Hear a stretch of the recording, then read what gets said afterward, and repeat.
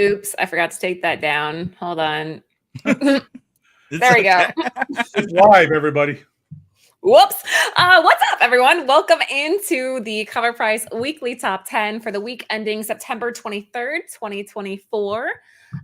Marty and I were talking a second ago about how there will be some duplicates from last week, but there's also some stuff sprinkled in that we didn't see that maybe can put you on the board. Before we get started, though, let's do some quick round table. Gabe, you're up first. Say what's up. Yo, what's up, everybody? It's another fun Tuesday with Laura, Marty, and the other bald guy. Like Laura said, it's not all Venom this week. There's a little bit, but I love it when it's not week after week after week of like the same book. Sometimes it's always good information from Cover Price. Either way, stay tuned, stick around because Laura's gonna force you to go watch her other show after the show. So have at it. That's true. That's true. Yeah. Marty, see what's up. Hey, what's up, everybody? We're going to do a good show. It's going to be a quick show, but it's going to be a good show, as always. You know, we're going to provide you some really good information. We're going to provide you with hopefully some good entertainment as well, and some of our wonderful opinions. And so we'll go from there. Lady Laura, as always. Yeah, so just to kind of touch more on what Gabe just said, after this, immediately after this show ends, you'll be redirected over to Nerdvana. Comic Book Women's trying something a little bit different tonight. We are going to be covering the runners-up. So that's 12 through 20.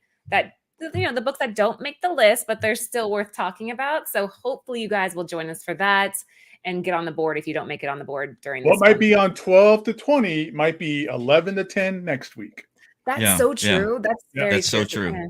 That is so true. But you know, there's some good books on those lists though too. Yeah. You know, so I wouldn't sleep on those either.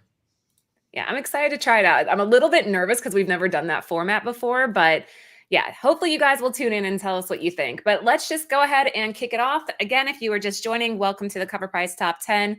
Our top 10 and runner-up lists are 100% data-driven, reflecting the last 7 days of actual aftermarket sales. So our algorithms are considering major units sold, percentage growth, etc.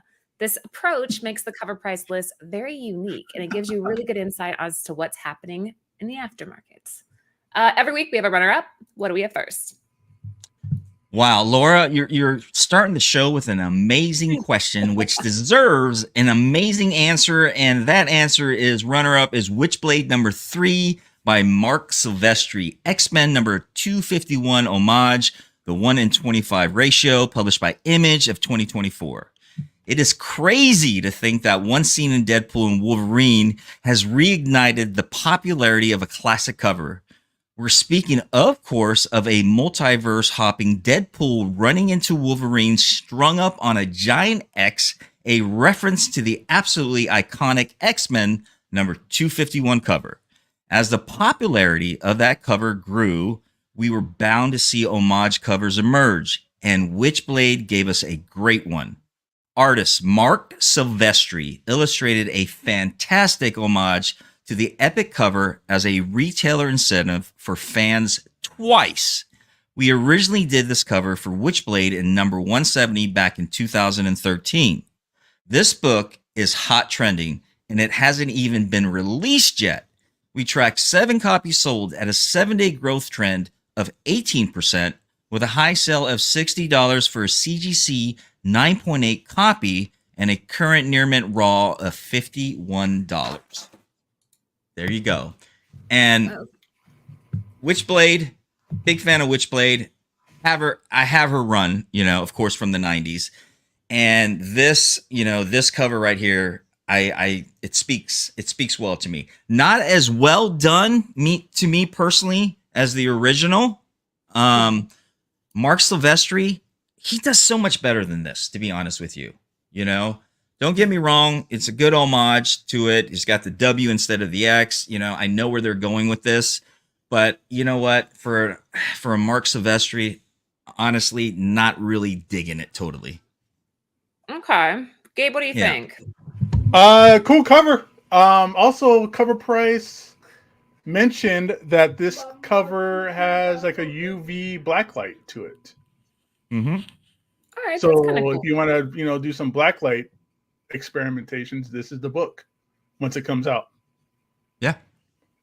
Okay, how is this any different than Witchblade 170? Is that how that? 170 is just the Mark Silvestri like pencils, like it looks like a sketch, and this is colored. Okay. All right. Well, I mean, Yeah. collect what you like, right? If you like the original, get the original, and if not, here's an alternative. Sure. Yeah. All right. Runners up. We have Witchblade number 3, Mark Silvestri, the X-Men number 251 homage. This is the 1 in 25 that hasn't been released yet. And it's already selling at, I don't know, a little over double ratio. So a raw going for $60 and a 7-day trend of 18%. All right. Gabe, what do we have to kick off the list? All right. So coming in number 10, Revival number 1, Image Comics 2012. Zombies must be making a comeback or something, or it's just spooky season with it being October. We have another zombie-centric title receiving mainstream attention with this book. It was announced earlier this year this series would be getting an adaptation from sci-fi, but the main cast was finally set last week, but set afire under collectors' behinds. We've been in a vicious circle of adaptation announcements with no further information for years. A casting announcement makes this a little more concrete and enough for fans on the fence to whip out their wallets to buy a copy. We've tracked 12 copies sold, 7-day growth trend of 74%, high sell, $400 for a CGC 9.8, and current near mint raw is $20. All right, you guys have to be on the board, right? Somebody in I am on the board. I am on the board with this one. I am luckily on the board. If I'm not on the board on anything else tonight, this is the one I'm on.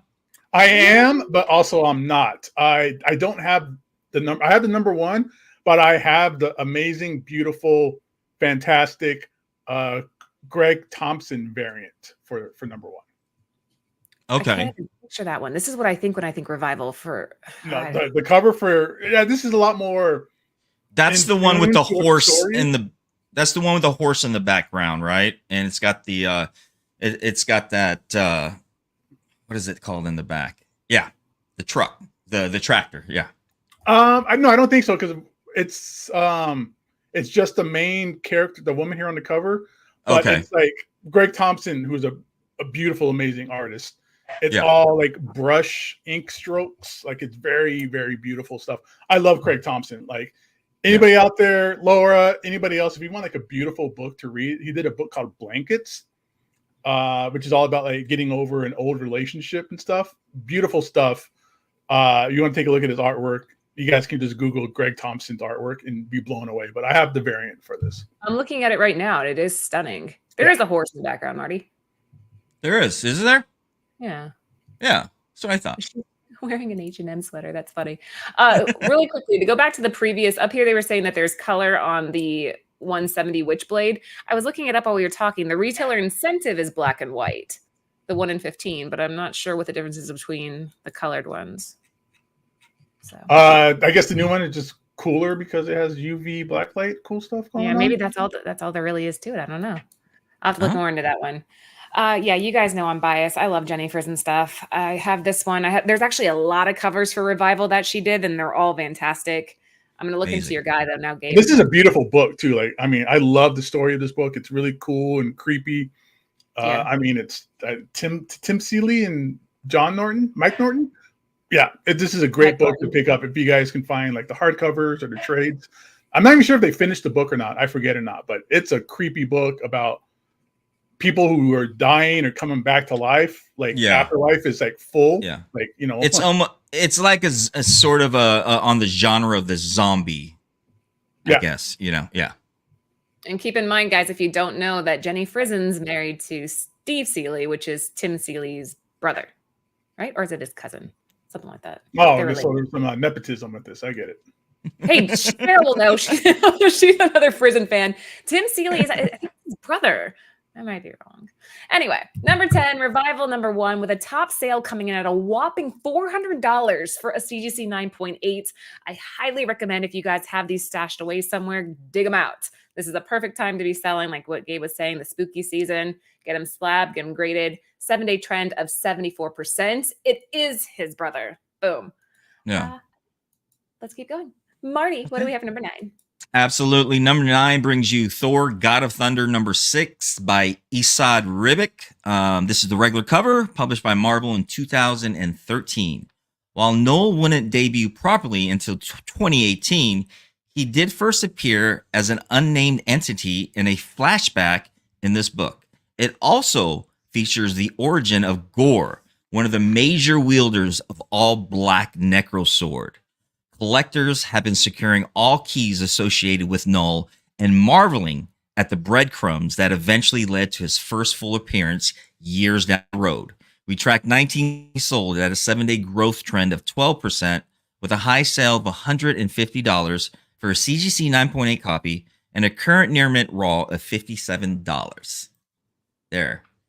This has been a hot book for quite some time. I mean, for a CGC 9.8 for $150, yeah, I can see that.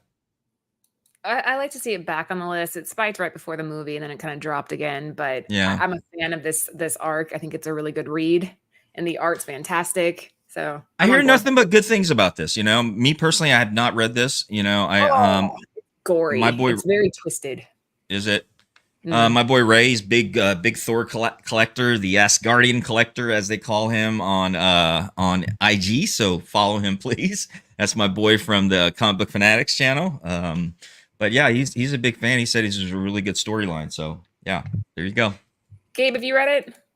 Oh, I love the Jason Aaron run of Thor. Absolutely. That's great. I remember you saying that. Yeah. It should be like a requirement. It's Thor has very few like must-read arcs or storylines, I think. Okay. But this is definitely one of them. Like this I'll have to get on that. Yeah, it's a must-read. Like it's a great interpretation of Thor. There's some future Thor, past Thor, current Thor. Like it's told like in 3 kind of like time frames going at the same time. It's awesome stuff. Yeah, it is really good. And again, the cover art is exactly what the interior art looks like. It's like very painted and stuff like that too. So yeah, it feels like a story, or like a story, but not a storybook, like a really sophisticated dream. The way the panels are positioned too, your eye just glides across the pages. Really? And it makes it I love so that. much easier to read. Me too. Like some comics I have a tough time reading because of the way that they're formatted, but this one's just very well done. Yeah. Okay.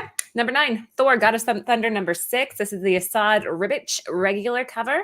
9.8 just sold for $150 and a 7-day trend of 12%. We are just cruising right along tonight. What do we have for 8? Number 8. All right. So last week we did have symbiotes dominate the list. This issue features the origin of Null and is more of a definitive version with a character like Null. One second, my son just walked in. Hi, buddy. Hi. He wants cereal. let me finish that. Collectors are looking at Venom number 4 to do so and are willing to pay on the aftermarket. Plus, it also features the origin of Nowhere, the decapitated celestial head that rose in popularity thanks to the Guardians of the Galaxy making it their home in the MCU. We tracked 18 copies sold at a 7-day growth trend of 18%, with a high sale of $60 for a CGC 9.8 copy and a current near mint raw of $14. Thank you, Marty. You're very welcome, brother. My kid came in here picking at my food like he's like some homeless kid. Something that you're eating, and I'm like, what is he eating? Because whatever you're eating looks good. It's just rice and vegetables. It's nothing good, nothing special. Your kid's starving, man, over there, and that's why he's pulling on your legs right there. Feed me, Dad. Feed me. I think we talked about this last week. This is it's a classic book. It's a classic cover, classic storyline. Can't really say anything more that we haven't already said. It's tough to get those in nice condition with all that black. But yeah, it's one of those books that I think all of us have at one point or another had in our collections, whether we sold it or not, like I did.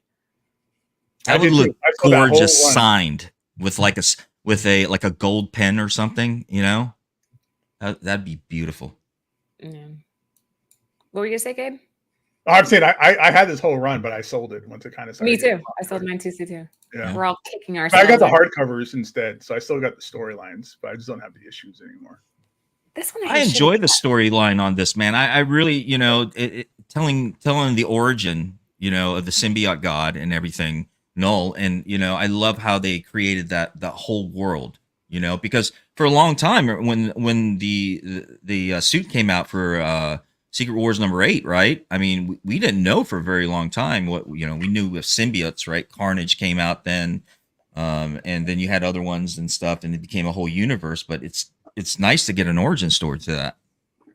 So the question is, will there be more symbiotes on the screen tonight? We will see in a second. Number 8, Venom #4, top sale for a CGC 9.8 coming in at $60 and a 7-day trend of 18%. What do we have for 7? More symbiotes. That's you, Marty. Should Unless I- you want me to take over. Should I- Since you did no, that. no, I'll go ahead. I'll go ahead. That way we'll keep it going. Okay, number number 7 brings you Guardians of the Galaxy #23. The symbiote reigns supreme, but they started much smaller than what they have become. This book details the origin of the symbiotes and their home planet, Clintar. Obviously, with Null set to make his big screen debut, the lore of the symbiotes has a magnifying glass over it. Before this book was released, there wasn't a definitive origin. This issue laid the groundwork for the Null storyline to come to fruition just a few years later, and fans are opting to snag all the major symbiote adjacent keys. We tracked 20 copies sold as a 7-day growth trend of 38%, with a high sale of $161 for a CGC 9.8 copy and a current near mint raw of $19. All right, Gabe, I'm figuring out who the artist is, so you say your part on this. Okay. I think so. First off, cover is beautiful. I think we talked about who the artist was last week, but we forgot. Some people thought it was David Mack. But what I like about this is I love when books kind of come back as a direct result of like, hey, remember this one book? They mentioned this kind of random situation, and then somebody picks it up later down the road and kind of continues the story, like Donny Cates did with Guardians, like he did it with Thor, where he kind of, here is the original planet of the symbiotes from here in Guardians of the Galaxy, and he did the same thing with Thor with here's where Null was first mentioned, and kind of built it up from there. So it's really cool when you kind of piggyback and kind of go backwards and kind of follow the trail of the origins and storylines and stuff like that. So that's awesome. I agree. It's almost like an Easter egg in a sense, right? But in a different way. They kind of mention a certain event or a certain place, and then later on it becomes like a whole universe for it. It is awesome when storylines reference like past books. Like Marty, I'm sure you remember back in the day, you'd be reading a book and have a little asterisk that says, go see issue Amazing Spider-Man, 121. You're like, oh, okay, I can go back and see there and, kind of continue, figure out where that was to kind of backtrack things a little bit. That's what my God. I remember when they did that with the Secret Wars, when they back in the 80s when I first read it. And there was always some type of asterisk to point you into another book, like Fantastic Four #248, or Amazing Spider-Man #252, or So but there was multiple. That's like every superhero character that had their own comic had something to do with the Secret War, whether they were in there or not. Right. Yeah, that's his Christian Ward. It does have that Mac feel to it, but it's a little bit tighter, I guess. It's not as abstract as some of David Mack's stuff. Yeah, so anyway, Christian Ward's the artist here, guys. I need to remember that for next week. And yeah, everything the guys said, they just nailed it. So I don't even have to add to that. Number 7, Guardians of the Galaxy. Number 23, top sale for CGC 9.8 coming in at $161 and a 7-day trend of 38%. Is Marty reminiscing? I don't know. Look at Dr. Yo-Yo. He's trying to throw me under the bus already.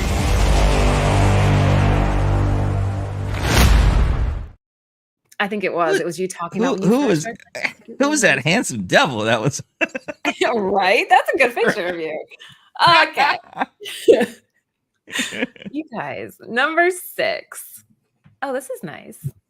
Number 6. This is Spider-Woman number 7, the Leinil Francis Yu regular cover, back in 2024, or currently in 2024. So the assembly, composed of Titan, Cadet Marvel, Moon Squire, Liberty, and Hellrune, grew into a cool little team.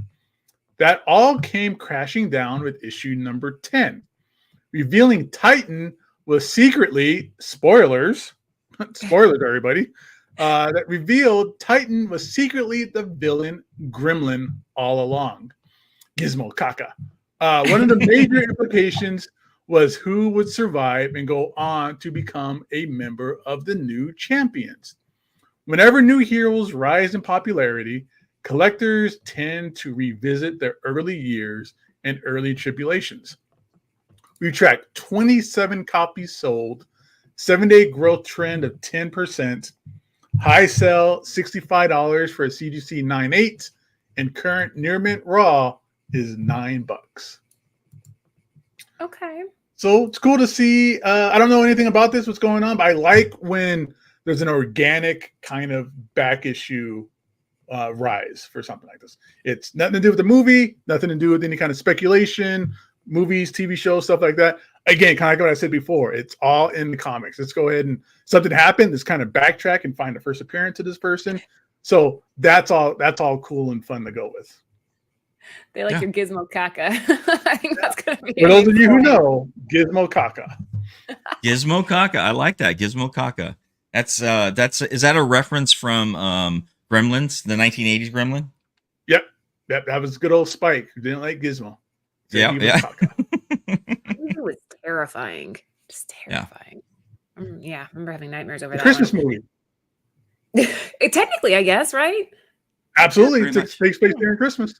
Yeah. Absolutely. Didn't Gremlins 2 take place around the same time? Christmas movie, then Gremlins. That's right. You're absolutely right. Die Hard is a Christmas movie. I'm not going to get into this debate with you guys. I'm not going to do it. Oh, Although no. I do think it is. I do think it's a Christmas movie in the sense that it takes place. But okay, I want your guys' opinion. Do you guys think she's too buff? Are there too many muscles? Too many abs? I don't think so. I mean, she's a superhero. she's definitely ripped, right? But she is a superhero. Yeah. I just think it's the way she's drawn. Zero. She's super dehydrated. Like I like she's getting ready for a competition, right? She's going on the show. She's going. Yeah. I think too. That's the way that she's drawn. I think they could have still defined her that way, but a little less and a lot more subtle. I just think it's the artist's way of illustrating that. Yeah, I mean, it's not bad. $65, guys, for a CGC 9.8. And we have a 7-day growth trend of 10%. So if you are a fan, this is Spider-Woman number 7, the Lionel Francis Yu regular cover. That costume's way too tight. I don't know how she gets it on and off. Like it's painted on. It's painted. Yeah, it's painted. All right, we are almost halfway there. Before we move on to number 5, please make sure that you guys are subbed to the channel if you haven't already. The more participation we get over here, the better. We have shows multiple times a week, so we definitely appreciate your support. What do we have for number 5? Number 5 brings you Incredible Hulk number 6 by Nick Klein. This is the regular cover, published by Marvel in 2023. The new Headhunter series has fans taking a hard look at the Spirit of Vengeance 44. Set in World War II, that 5-issue limited series details the background of the Spirit of Vengeance after he first debuted in this Hulk book. The pairing of Wolverine, Nick Fury, and World War II Ghost Rider was enough to get interest brewing. We tracked 40 copies sold at a 7-day growth trend of 66% and a high sale of $125 for a CGC 9.8 copy, and a current near mint raw of $25. And okay. Yeah, I don't know. Not a big fan of the cover, to be honest with you. But have you read the story? The story is the writing in this book is fantastic. Is it? I have not read the story on this either. But yeah, I think this would be fun to read because it is a Spirit of Vengeance set in World War II, right? Come on. That's right up my alley here. So I didn't even know about this. There's a lot of people in the chat making the board off of this, so it's good to see. And yeah, the chat agrees. It's about time this blew up, is what one person said. We have Michael Baker's a fan of the run. It's kind of cool where you have like the good story to complement the interior art, and I think this one has both. Does Gabe? it? I'm sold on just World War II Ghost Rider. Like that's dope. Like I'm down for that storyline. I love Ghost Rider, and I love it when they ever do like kind of flashbacks, like Ghost Rider, World War II, or whenever they do those kinds of like mix-ups of characters. That sounds awesome. I'm in for that. Like I'll wait for this trade paperback or hardcover to come out. I want to read that story now. Perfect. See, I might just hunt it back issue. Again, here's another this list so far, it's great examples of just organic growth on these books. No movie stuff. It's just, hey, this character is awesome. Let's kind of go back and find his first appearance kind of thing. So that's really cool. I agree. All right, number 5, The Incredible Hulk. Number 6, the Nick Klein regular. 9.8 came in at 125, and a 7-day trend of 66%. What do we have for 4? Number 4, we're looking at Avengers 33. Gabriel, cool name. Del Auto. This is the regular cover. Marvel 2015. Much was made about the recent Ultimates number 4 issue and how that would tie Robert Downey Jr. as Doom into the MCU, or at least how that scenario would come to be.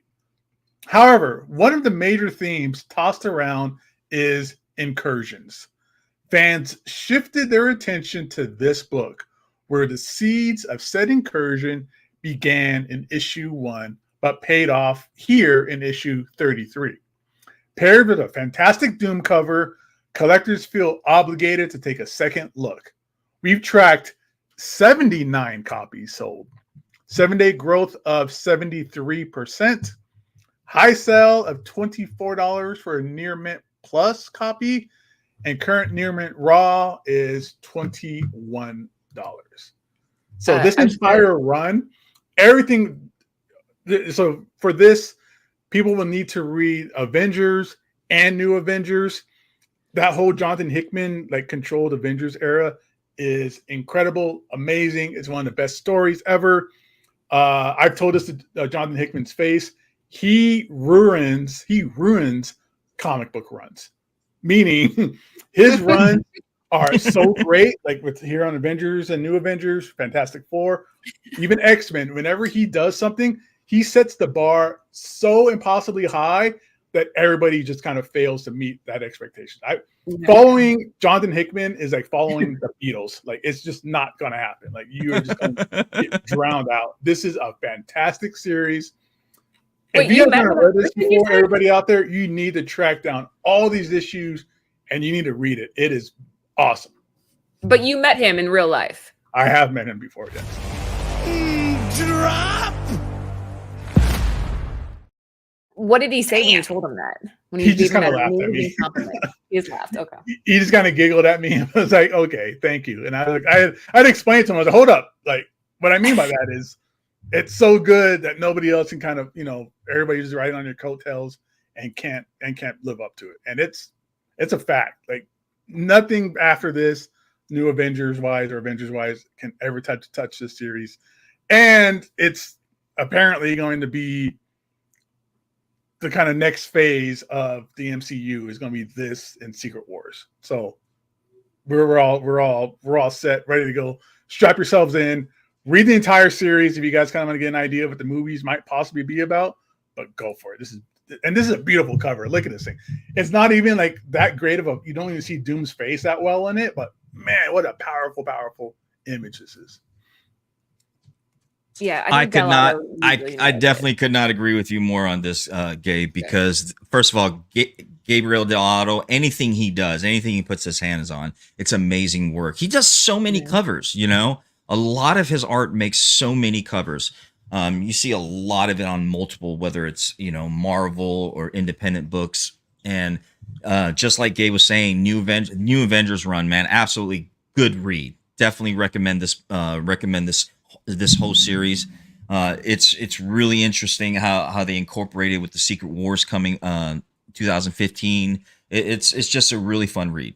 It's a dense read, so you guys gotta be ready for it. Like the whole Black Swan stuff, the Beyonders, Thanos stuff happening in it. Like I mean, if you want to dive deep into a story and just get filled with great stuff, this is it. There's so much going on.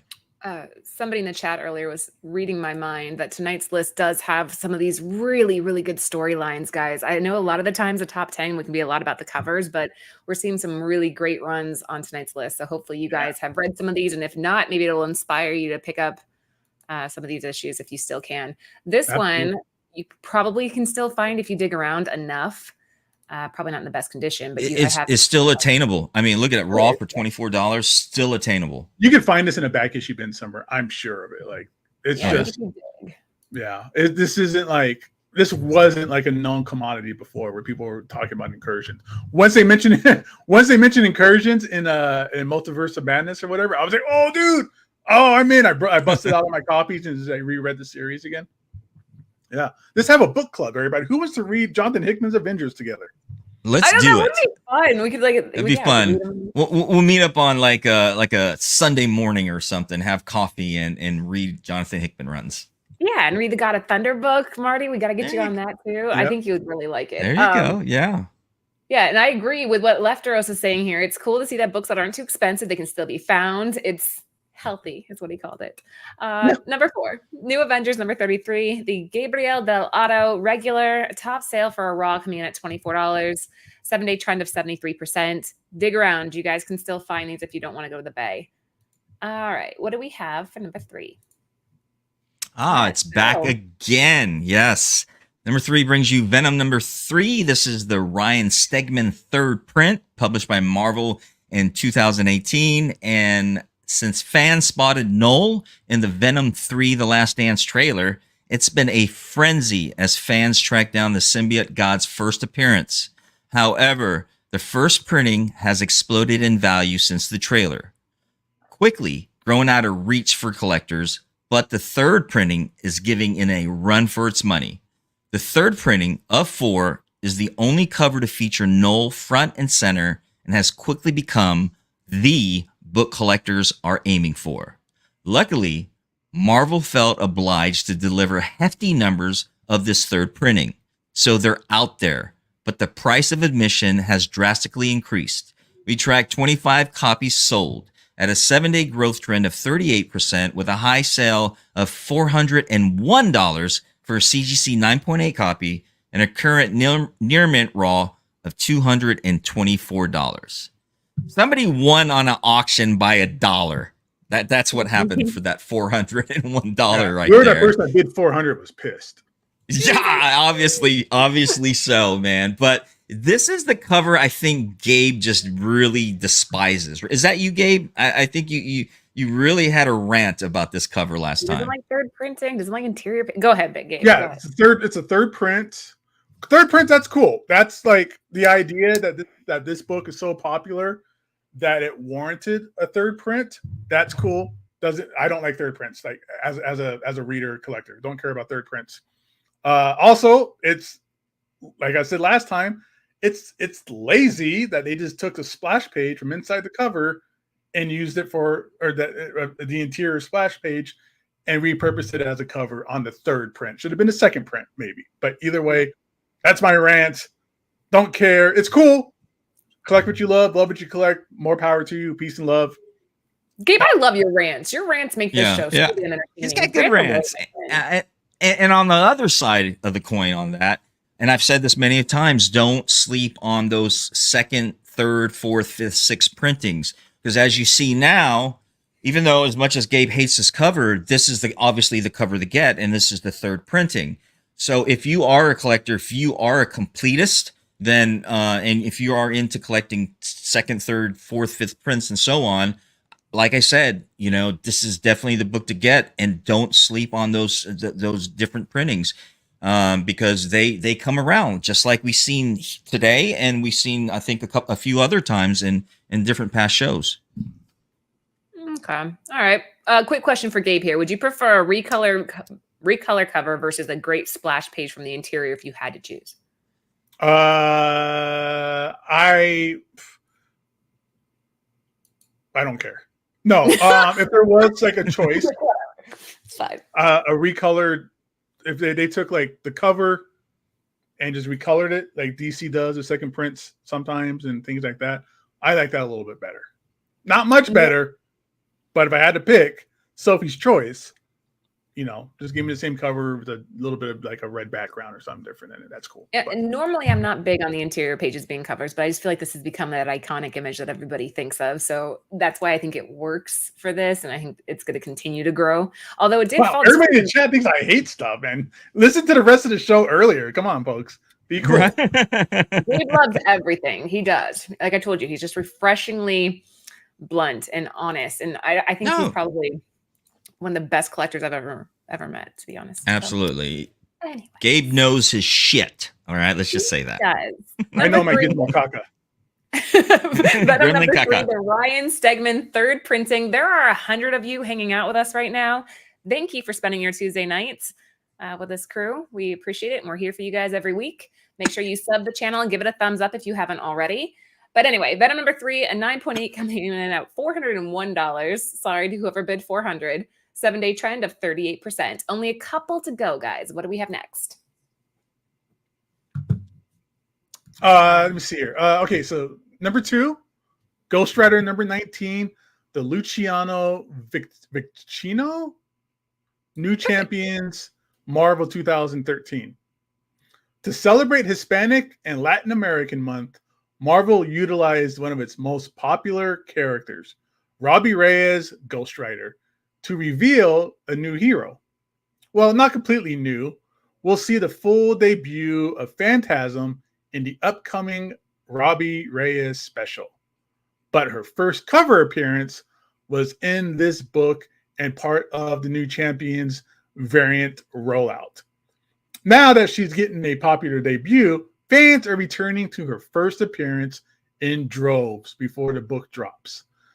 We tracked 19 copies sold, 7-day growth trend of 225%. High sell, $44 for a CGC 9.8 copy, and current near mint raw is going to set you back about $31. This is badass. This is so cool. I love the cover art. I like the movement of it. I think it's great to have this one popping up this time of month, so I'm all for it. We're going to start seeing a lot more covers, spooky covers, Halloween covers, as you will, as we get closer to Halloween, right? So be expecting things like this. I agree with you, Laura. I think this is fun to cover. Latin month. I think that's why this one's here. Oh, okay. It's Robbie Reyes. Oh yeah, that's right. Oh, isn't it pronounced Vecchio? Vecchio? Vecchio or Vicchio? I don't know. It's Herb Ervlinger, Bert Hermgeif, Irv Hermlinger, Bing Livehanger, Livelink, Bert Herkern, Bingo Lingfucker.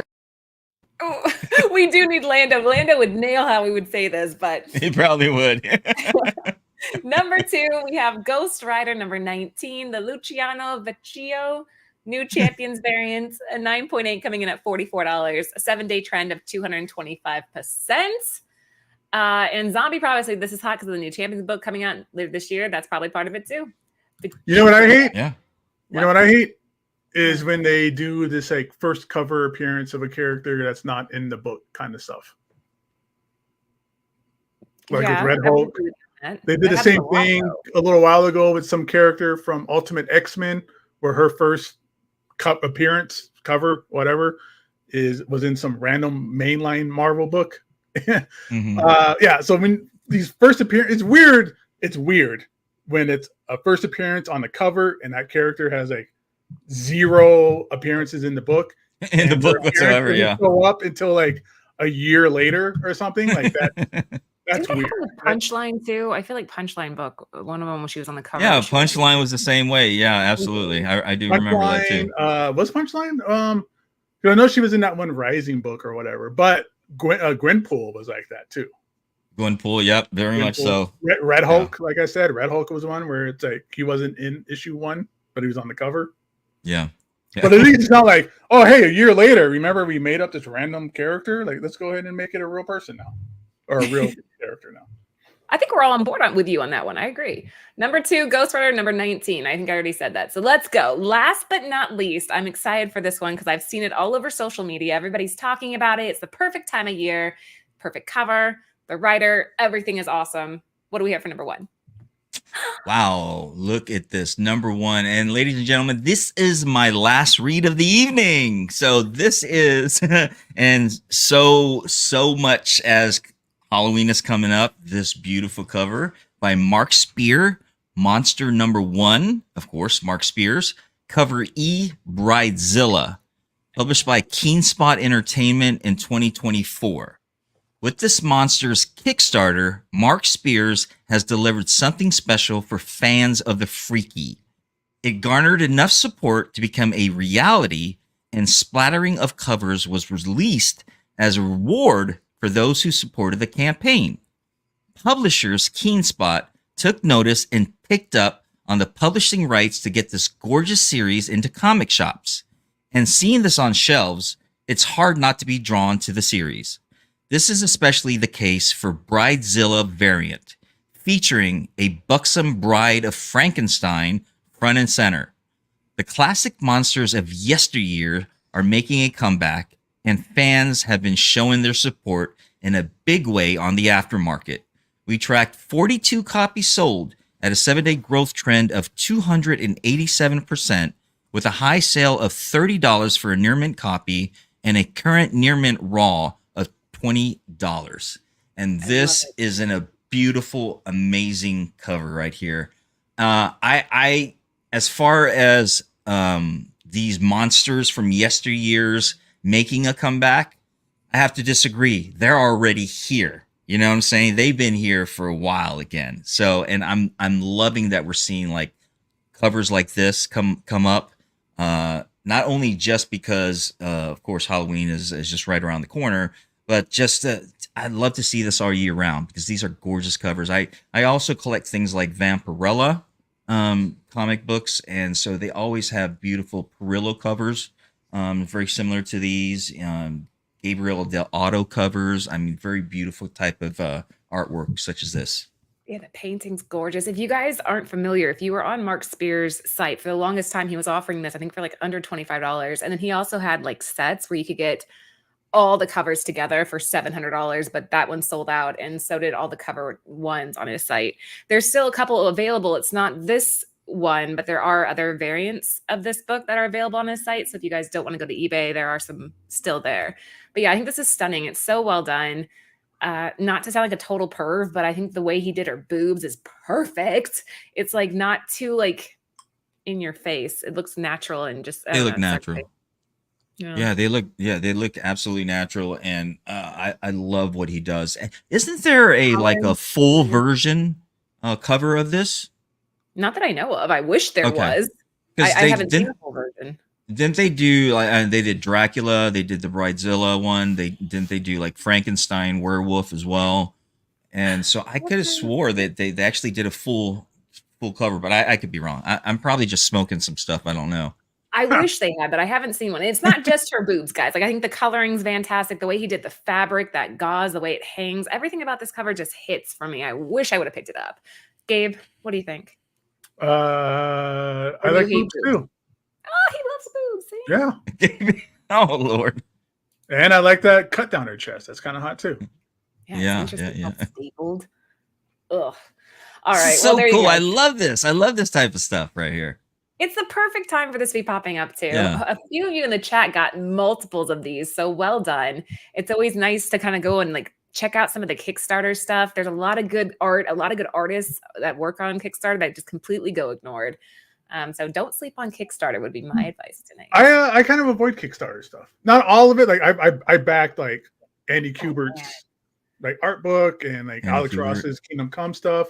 But for regular issues, I don't really just because I don't know what to expect. Like I don't want to Yeah, drop a bunch of yeah. money and be, oh well, this is kind of a whatever kind Well, of book. find artists that you like. Like Jay Lee did a stunning cover for The Rocketeer that was a Kickstarter that you cannot find anymore, and it's absolutely gorgeous. Ji Young Lee did some covers, so did Soza Micah. Like you can find some really big artists that still work over there. You just have to dig around a little bit. Yeah, and Mark Silvestri does a lot of like Top Cow stuff. Like he does like the hardcovers for like Witchblade true, and The yeah. Darkness. That I get those, so I get that stuff.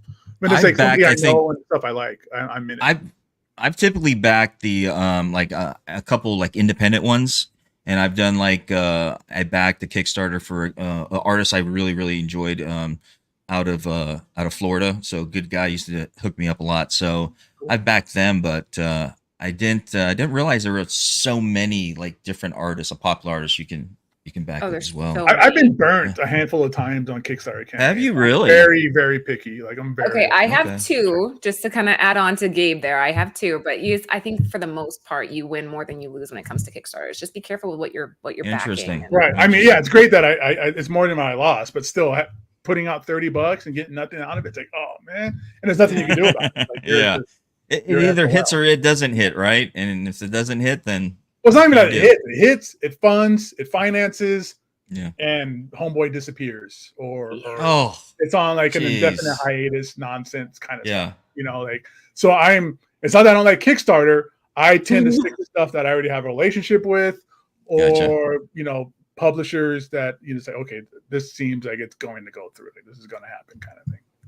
Yeah, I think, yeah. Okay, well, you guys get the point there, but that was the last one for tonight. So make sure you guys stay tuned because right after this, the comic book webinar will be covering the runners up. Before we go, we just showed this today, so I want to show it to you guys. This is our Notorious B.I.G. tribute. I absolutely love the cover here. I think it was so well done. So if you're interested, check that out over on Bird City. That'll be this Friday. Yeah, any last words? Let's start with Gabe. Say goodbye. Hey guys, thanks a lot for showing up. Another fun list. Go if you haven't read some of these books, those of you that have offers for like Venom, Thor, new Avengers stuff, go get it. Go get it, go read it, report back to me, and we'll chat. And don't forget to like and subscribe to Nearing Nirvana when you get transferred over there. Boost up those numbers. Just run them up. Thanks, Gabe. I appreciate that. Marty, last words. Yeah, myself and Princess Leia right over here and little Ollie. We all say thank you for joining us. You probably heard of them in the background on your Bingo-ling card, right? And doing the snoring thing. But those are my little partners right there. My little fur babies, if you will. But thank you for joining us. As always, it was a great show. I had fun. I enjoyed this. I really love coming here and hanging out with everyone in the chat, everybody in the panel. I appreciate it. Don't forget, Laura, she's on Nearing Nirvana next. She's going to be carrying on the list that was right before us. Yeah, wish me luck. Yeah. Wish me luck. Okay, well, guys, we will see you hopefully right after this. Until then, have an awesome night. Yeah, we'll see you later. Where's the bloody button? I have to find Top right hand corner. Found it.